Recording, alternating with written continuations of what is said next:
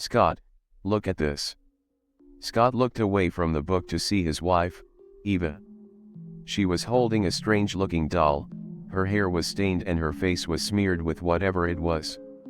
There were cracks in some places, and two large teeth protruding from her mouth, strongly resembling human teeth.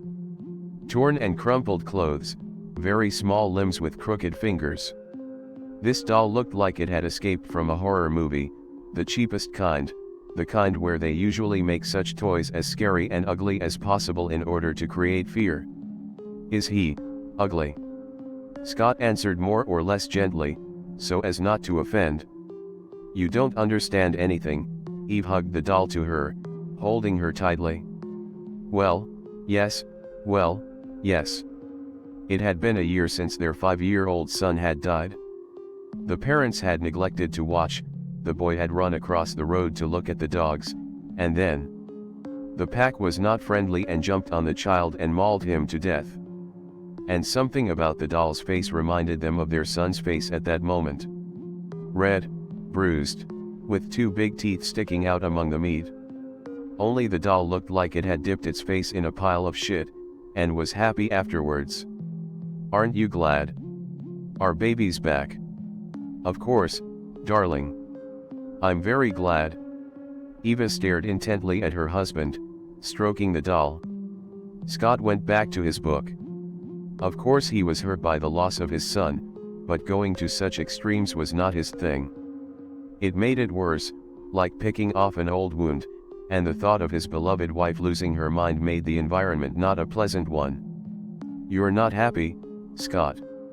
In fact, you don't really care. He wasn't paying attention as she walked away.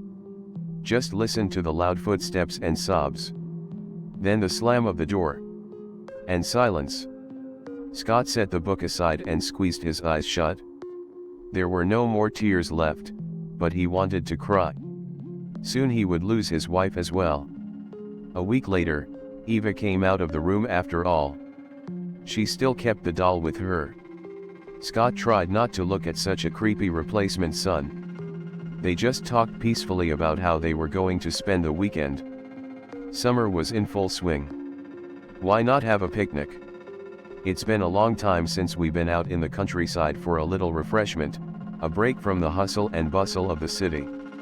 Scott wanted to say something about the doll, but didn't bring it up. He didn't want to upset his wife again. Maybe she'd play with it for a while and then it would go away. At least, Scott hoped it would. When the weekend came, they all got together, Scott, Eva, and the son. A rather strange picture emerged, the couple laughing, chatting, eating delicious food, as they are supposed to do at a picnic, but a creepy-looking doll sits nearby and watches. Watching the happy couple, the birds, and small animals. Listens to what is being said, the singing and rustling of the grass. Feels the moments of wind. The doll feels as if it is alive. Or pretends to be. Life gradually got better. Eva was able to calm down thanks to the doll. Scott stopped being annoyed by her lover's behavior, even playing along with his wife at times, playing with her son. There it was, happiness. With the family all together, if you can count it that way, life now doesn't seem so drab. But it was just beginning. Things had just gotten better, when suddenly there was another attack. Eva was getting weaker. Every day it got worse and worse. Scott even took time off to be with his sick wife. The doctors only shook their hands, prescribed some medicines that did nothing to help Eva's recovery. All the while, the doll was by her side.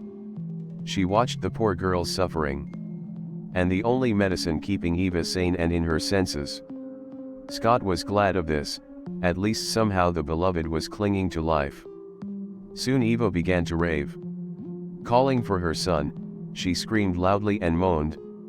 At such moments, her body would curl up. That's when Scott noticed something strange on his wife's body. Above her belly button was a perfectly round wound, covered with a hard crust of flesh and slightly bulging.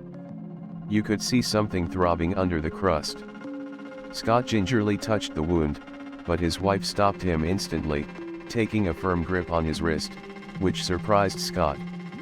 Eva went back to normal for a moment, glaring angrily at her husband, and through gritted teeth she uttered, "Don't touch it." Afterward, the gray color of her skin and the sickly look of her wife returned. Scott could not believe what had happened. His gut told him something was definitely wrong. Now life was beginning to look like a horror movie. Scott quit his job, stayed home all day. All to get his wife back. She wasn't the Eva he knew. She'd become demented, thin, and gray, like a plague. A pathetic semblance of a human being. And that doll. Eve wouldn't part with her for a second. Scott tried to take the creepy toy away, but Eva wouldn't let him. It was too late to make attempts to get rid of the doll. To turn to a specialist, Scott was reluctant. He wasn't ready to accept the fact that everything that was going on was beyond any human laws. Maybe his gut was deceiving him. Maybe this was all a bad dream. If only. Scott had already put his hands down. He was at a loss, didn't know what to do. And he himself was gradually turning into a pathetic semblance of a man, because since the beginning of all these events he began to drink slowly. The only solution to all his problems was cheap booze. Soon it will run out too, because the budget is not infinite to spend on booze. At times all together, Scott, Eva, and the son, would get together like in the good old days. They sat in the living room, in complete silence, each in his own projection. The lights hadn't been on for a long time, and there was hardly any food left. Only empty bottles, excrement, and vomit. The smell of urine was so stale that it was analogous to air freshener. Eva played with her son, telling him various stories. Scott wasn't paying attention. He even forgot that he didn't live alone. And during another one of those gatherings, Scott noticed something. When he looked at the doll, it seemed to him that the toy was beginning to grow some semblance of flesh. Not even that. The plastic, or what the doll was made of, was crumbling, and bare flesh was beginning to appear from under the exposed areas. Even the black eyes had fallen away, replaced by real, cloudy human eyes. Her teeth began to show, and her hair grew noticeably taller. And the doll itself became a little bigger. The funny thing was, Scott didn't react to it. He blamed it on the fact that he was so drunk that the dolls began to turn into real children. One day Scott heard a very strange sound that awakened him from his sleep, as if someone was greedily sucking up the rest of the juice. Scott decided to see if he was imagining things. He took a nearby chair as protection. Holding his weapon firmly in his hands, Scott walked out into the living room.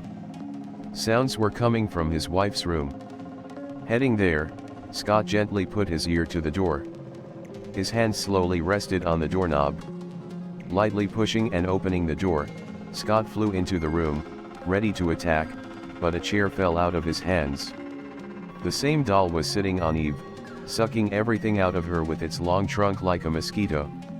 The flesh throbbed, secreting transparent mucus.